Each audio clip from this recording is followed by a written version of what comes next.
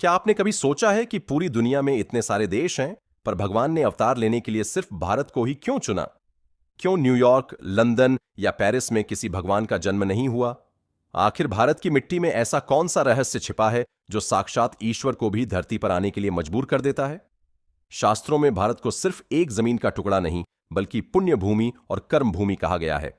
पूरी दुनिया भोग भूमि है, जहां इंसान सिर्फ सुख भोगने आता है। पर भारत वो जगह है जहां इंसान अपने कर्मों से देवता बन सकता है। लेकिन क्या यह सिर्फ एक धार्मिक मान्यता है?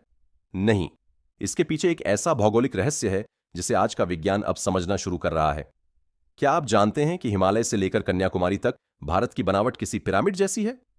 विज्ञान कहता है कि पृथ्वी की मैग्नेटिक लाइंस जहां एक दूसरे को काटती है, वहां एनर्जी वर्टेक्स बनते हैं। भारत के प्राचीन मंदिर, चाहे वह केदारनाथ हो, रामेश्वरम हो या चिदम्बरम, ये सभी एक खास सीधी रेखा पर स्थित हैं।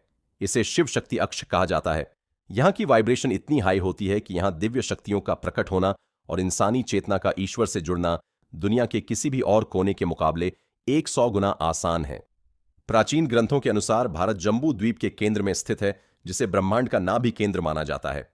जैसे शरीर की सारी नसें नाभि से जुड़ी होती हैं, वैसे ही ब्रह्मांड की सारी आध्यात्मिक ऊर्जा भारत से होकर गुजरती है। यही कारण है कि जब भी धर्म की ग्लानि हुई और फ्रीक्वेंसी को बैलेंस करने की जरूरत पड़ी, तो भगवान ने इसी केंद्र को चुना। श्री राम ने मर्यादा सिखाई और श्री कृष्ण ने कर्म सिखाया, क्योंकि इसी मिट्टी में वह बीज पनप सकता था जो पूरी दुनिया को फल दे सके।